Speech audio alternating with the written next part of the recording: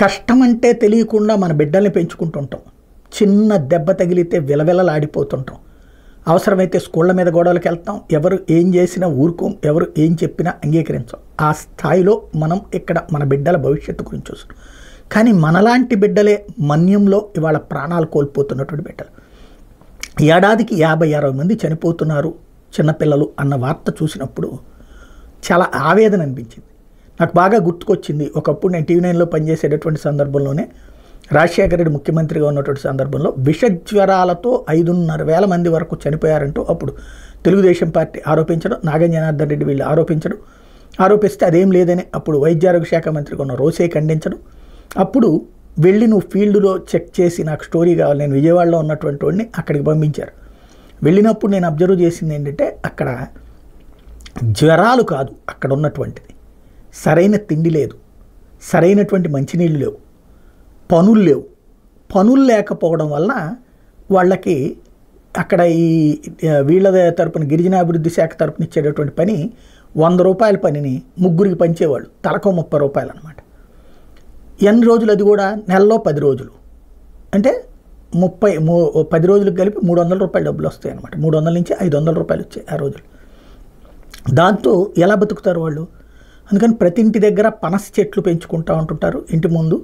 ఆ పనస చెట్లలో నుంచి ఒకరోజేమో పనస పొట్టు, ఒకరోజేమో పనస తొనలు, ఇట్లా తిని బ్రతుకుతూ ఉంటారు. ఈ తిండికి అదొక ఇబ్బంది. రెండో పక్కన వచ్చేటప్పటికి మరి ఆరోగ్యం ఎట్లా ఉంటుంది, స్టాండర్డ్గా ఎట్లా ఉంటుంది? ఇంకోటి మంచినీళ్ళు ఎక్కడి నుంచి, అక్కడ కొండల్లో నుంచి జారే నీళ్లు ఓ తొట్టులోకి పోసి ఆ తొట్టికి ఒక గుడ్డ కట్టి అదే ఫిల్టర్, దాంట్లో కింద ఇంకొక తొట్టులోకి పడి ఆ తొట్టులో నుంచి ఇంకొక కింద తొట్టులోకి, దాన్నే సురక్షిత మంచినీళ్ళు అని చెప్పాడు. దాంట్లో బ్లీచింగ్ వేసేవాడు. ఆ నీళ్లు తాగితే కడుపు నొప్పి వస్తుంది. హాస్పిటల్ ఉండవు అక్కడికి. ఈ ఆరోగ్య వర్కర్లకి చెప్తారు నాకు కడుపు నొప్పి, నాకు జ్వరం అని ట్యాబ్లెట్లు ఇస్తారు, పవర్ఫుల్ ట్యాబ్లెట్లు. వాటితో మరింత ఇబ్బంది పడినటువంటి పరిస్థితి.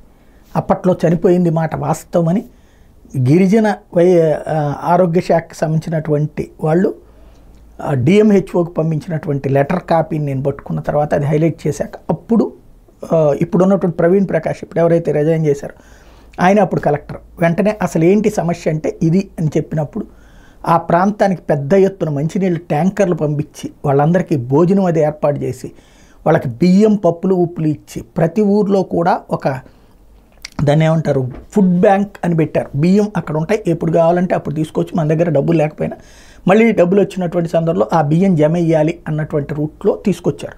అది కొన్ని రోజులు నడిచింది. అంటే ఒక సమస్యకి పరిష్కారం అన్నది గ్రౌండ్ లెవెల్ దాకా వెళ్ళాలి. ఇంకోటి వైద్య సదుపాయాలు అనేటువంటిది గగనం అక్కడ ఉన్నటువంటి వాళ్ళకి, ఎక్కడికో పోవాల్సి ఉంటుంది.